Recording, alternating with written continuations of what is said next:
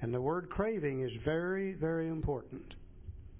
You know, I hear people today say, well, I came to AA and I craved a drink for 4 years. No, in the context of the big book, that's the wrong use of the word craving. They might have needed a drink, wanted a drink, desired a drink.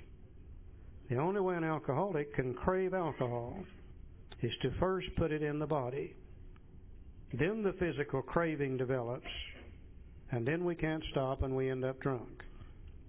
So in the recovery section of the book, when you see the word craving, it's always referring to the body, never to the mind. We'll use the word obsession for the mind. The word craving is for the body. Now, he goes on a little further over on Roman numeral 28, and he talks about 5 different kinds of drinkers. Then he drives this idea of the phenomenon of craving home being an allergy one more time. Let's look at these 5 drinkers. He said the classification of alcoholics, this on Roman numeral page 28. The classification of alcoholics seems most difficult, and in much detail is outside the scope of this book. He said there are, of course, the psychopaths who are emotionally unstable. We're all familiar with this type. They're always going on the wagon for keeps, and they are over-remorseful and make many resolutions, but never a decision. We call that type 1. There is the type of man who is unwilling to admit that he cannot take a drink. He plans various ways of drinking. He changes his brand or his environment. That's type 2. There is the type who always believes that after being entirely free from alcohol for a period of time, he can take a drink without danger. Type 3. There is the manic-depressive type, who is perhaps the least understood by his friends and about whom a whole chapter could be written. That's type 4. I always thought I was the next one, type 5. So then there are types entirely normal in every respect, except in the effect alcohol has upon them. They are often able, intelligent, friendly people. God, I like that. Wasn't that great? Any more type 5s in the room tonight? Yeah, a whole bunch of you. Now he makes his point one more time. All these and many others have one symptom in common. They cannot start drinking without developing the phenomenon of craving. This phenomenon, as we have suggested, may be the manifestation of an allergy which differentiates these people and sets them apart as a distinct entity. It has never been, by any treatment which we are familiar, permanently eradicated. The only relief we have to suggest is entire abstinence. Now, I think what he said is this, that if all we alcoholics in this room tonight should take a drink, God forbid that happen, but if we did, we would not all react just exactly the same. In just a little bit, one of us would be crying in our beer, oh, boo-hoo-hoo-hoo, the world's not treating me right. In just a little bit, one of them will be up here on this stage hooping and hollering and dancing and cutting up and having a hell of a good time. In just a little bit, there'll be 2 over in that corner getting in a fight just sure as anything. Look over here, there'll be a couple, one putting the make on the other. We tend to do that too when we drink. We would do many different things, but if we're a real alcoholic, there's one thing that every one of us would do. We would start looking for a second drink. The phenomenon of craving has taken over now. The allergy has manifested itself, and now when we can't stop, we've got to have a third drink, and a fourth, and a fifth, and a sixth, and an eighth, and a 10th, and on, till we're drunk, sick, and in all kinds of trouble. Now, it really doesn't make any difference whether we're born with it or whether we drink ourselves into it. I was born with it, I'm sure. The first drink I took at age 14, the allergy presented itself that night, and I got drunk. Every time I drank, I got drunk. I drank 26 years. I don't ever remember taking one drink of anything that had alcohol in it. It always led to 2 to 3 to 6 to 8 to 10, and etc. Some of you, I'm sure, drank with safety for several years. But somewhere you crossed the line. And the same thing began to happen to you after several years of drinking that happened to me from the very beginning. But what difference does it make? The fact is, that's the way we are tonight. I know that's the way we are tonight, too. Because if we were not that way tonight, we wouldn't be in this room tonight. If you and I could drink without getting drunk, where would we be? We'd be out there drinking without getting drunk. But you see, we can't do that. That's what we've got in common in the fellowship of Alcoholics Anonymous, is we can't drink without getting drunk. Now, back in the 1930s, this was the doctor's opinion. In the 1930s, they knew very little about metabolism. Today, they know lots about metabolism. Today they know that if you put anything in your system, such as a piece of bread or a piece of beefsteak, that the mind and body recognizes what that is. Certain organs of the body begin to produce some things called enzymes. They attack that food and begin to break it down and separate it into usable and non-usable items. What the body can use, such as the proteins, the amino acids, the vitamins, the body will retain. What it can't use, it will dissipate through the urinary and intestinal tract. They call that metabolism. Today, they have proven that the doctor's opinion is no longer just an opinion. It's actual truth. Now, we're going to look at a little picture here for just a minute. And I want to stress that this is not AA information. AA won't get involved into why we're allergic because that might bring controversy. But this information presented to us a few years ago by members of the medical profession is so interesting and has such depth and meaning for people like us, I think we would be remiss if we didn't look at it. So let's look at it for just a moment. In the center of that picture, there's 9 people there that drink safely. They are at ease with alcohol. They take a drink or two, the mind and body senses it, the enzyme production starts, and the enzymes attacks the alcohol, breaks it down into acetaldehyde, then to diacetic acid, then to acetone. In the final stages, it becomes a simple carbohydrate made up of water, sugar, and carbon dioxide. The water will be dissipated through the urinary intestinal tract. The sugar is calories, energy. Empty calories. None of the amino acids, none of the vitamins, but a form of energy. The body will burn them, store the excess to be as fat to be used at a later date. The carbon dioxide will be dissipated through the lungs. In the normal social drinker, this takes place at the rate of approximately 1 ounce per hour.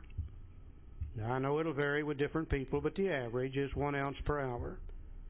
And if they don't drink more than 1 ounce per hour, they can't get drunk. Their body metabolizes it and burns it up and gets rid of it at that rate. Very seldom do you see a social drinker drinking more than 1 ounce per hour. If you're with one of them and they're drinking more than 1 ounce per hour, you better get out of the way, because they're going to puke on you after a while. They'll either go to sleep or they'll puke on you, one of the two, every time. The left-hand side is the one who does not drink safely, or is at dis-ease with alcohol. And if you want to use the word disease, that's all it means. Something that separates you from the norm.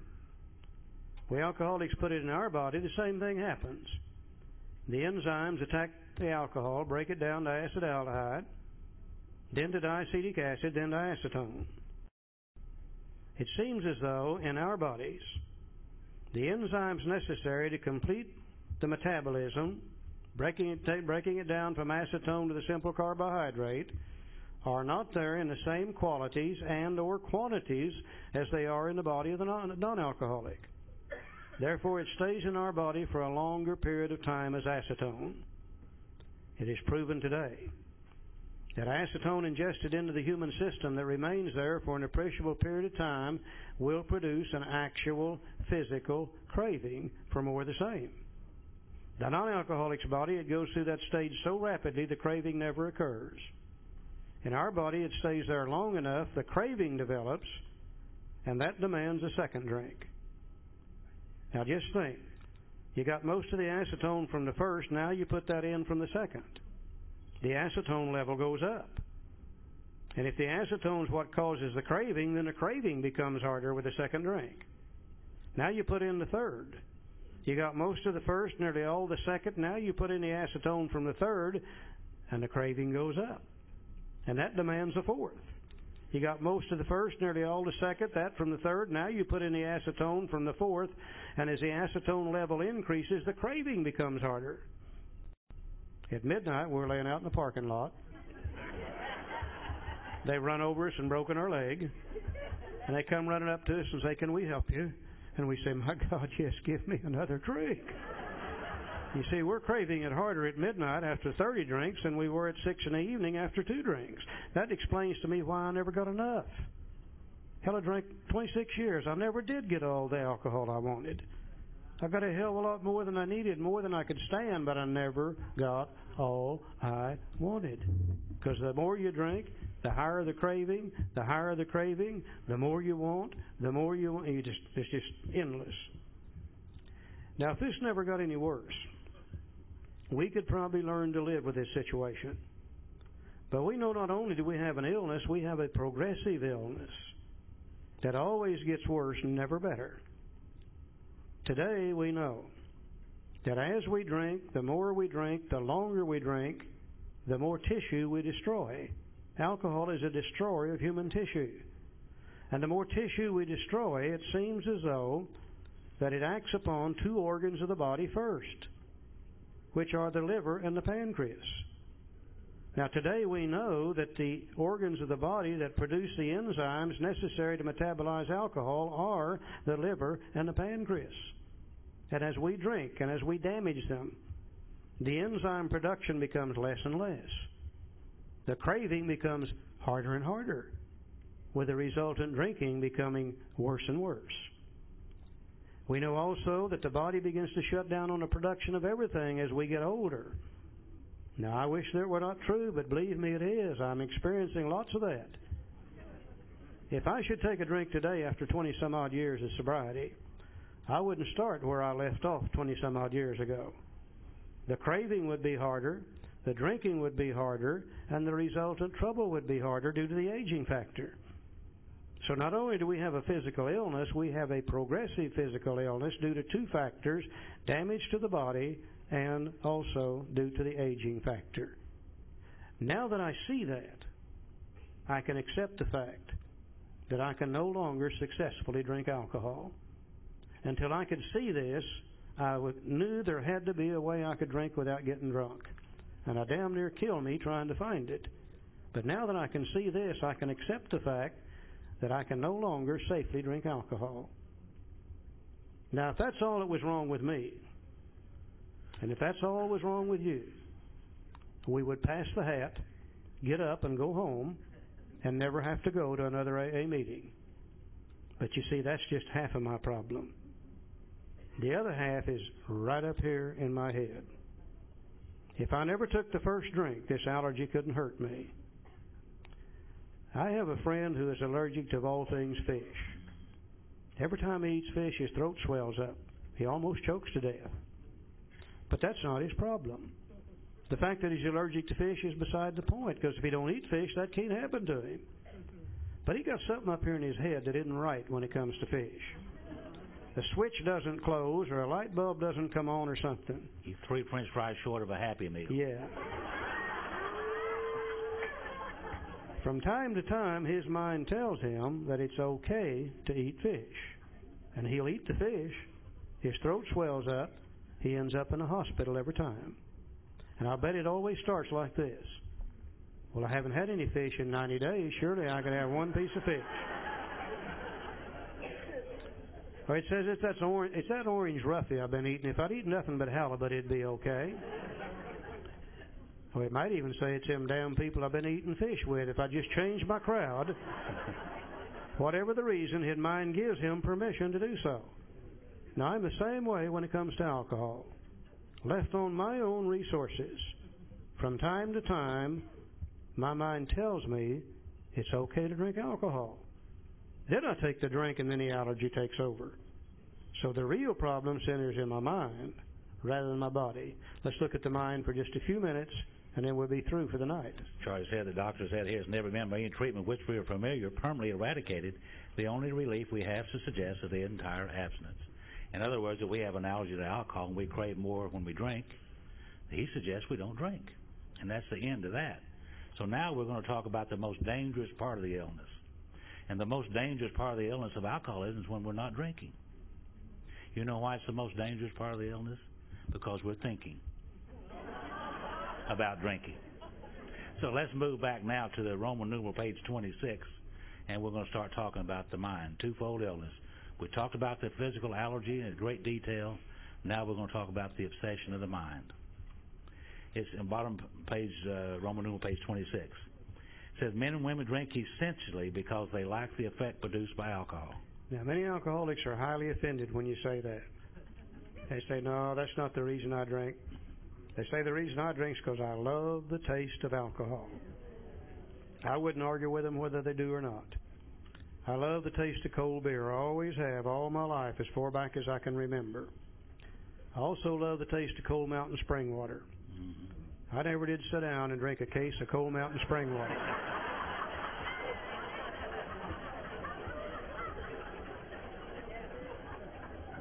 You see, that beer did something for me that spring water didn't do.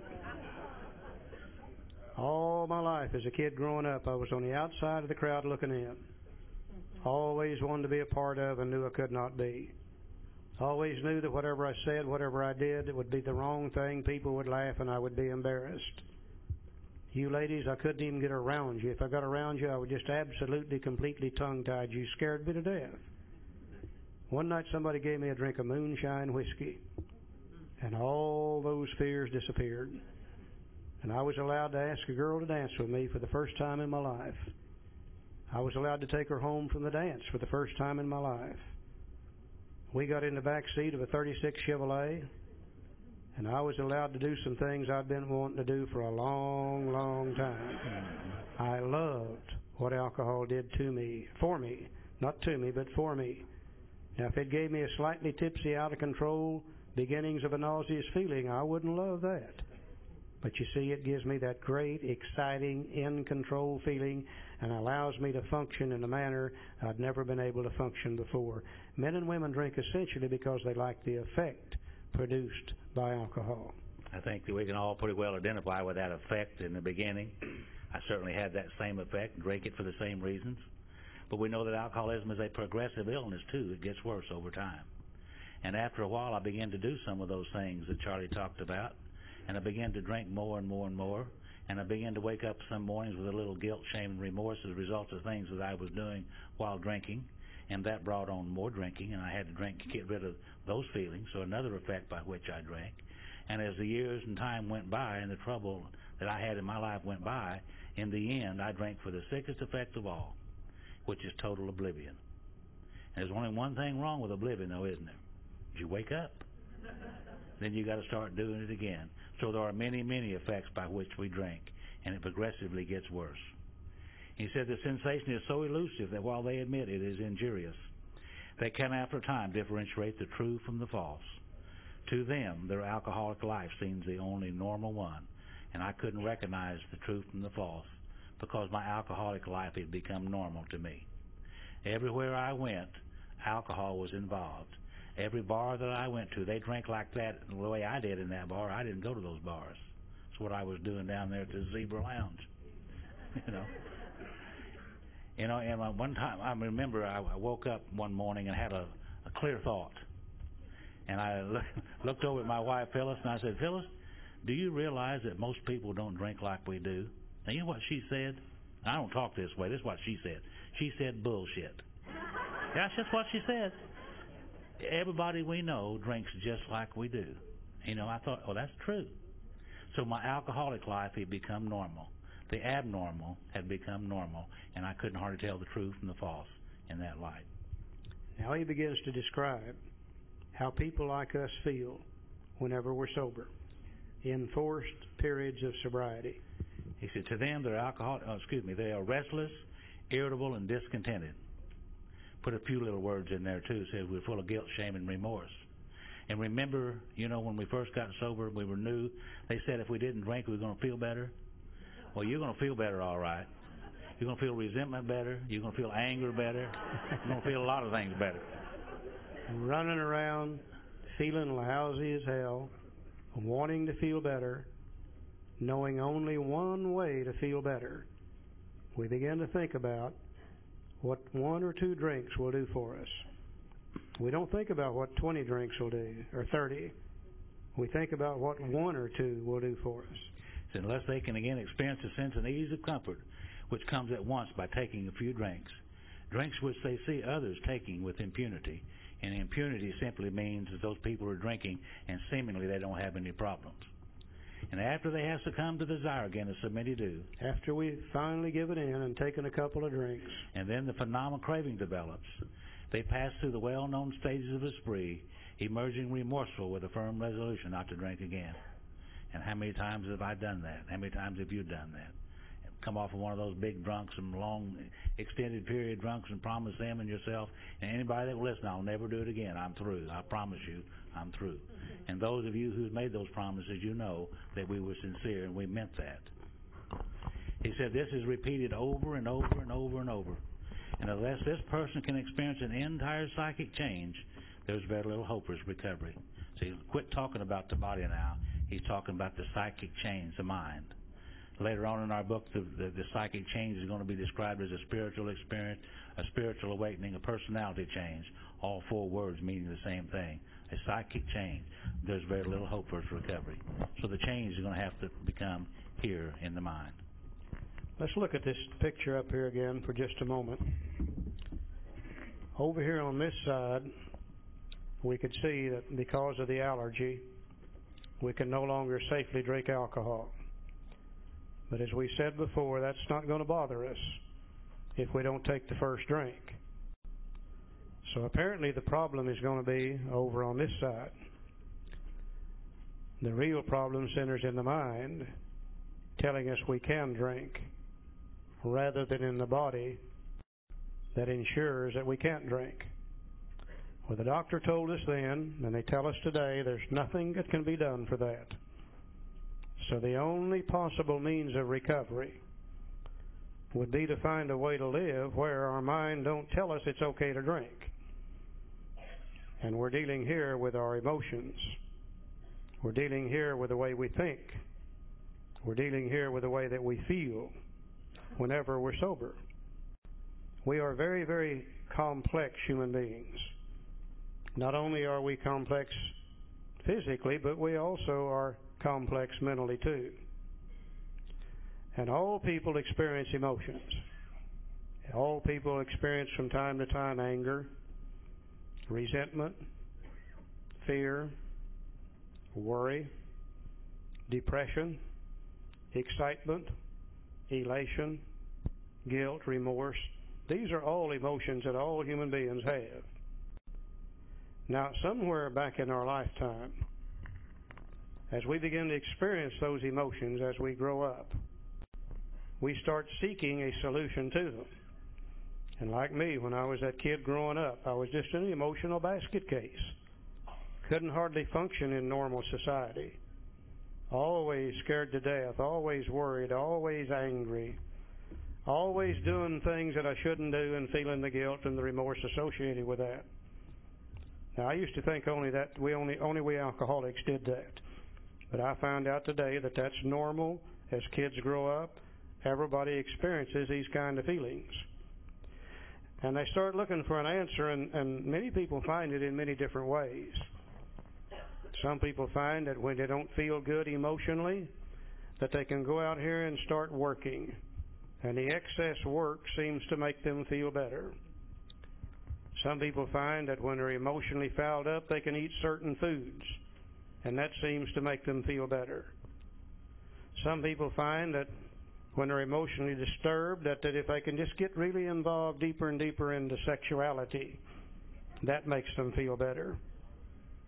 And some people find that there's establishments like this building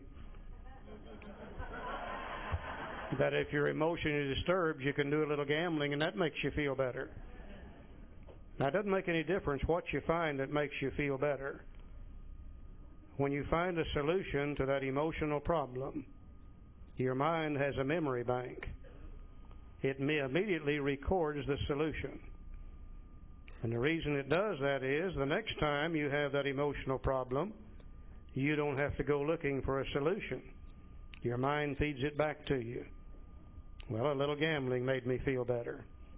Or that food made me feel better, or that work made me feel better, or whatever. Now that's called mental addiction. And everybody has that. You know, we become mentally addicted to certain types of automobiles. We become mentally addicted to our hairdressers.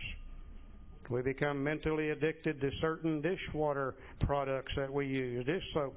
You know, we've got a problem, we find the answer, the mind records it, feeds it back to us the next time we have the problem.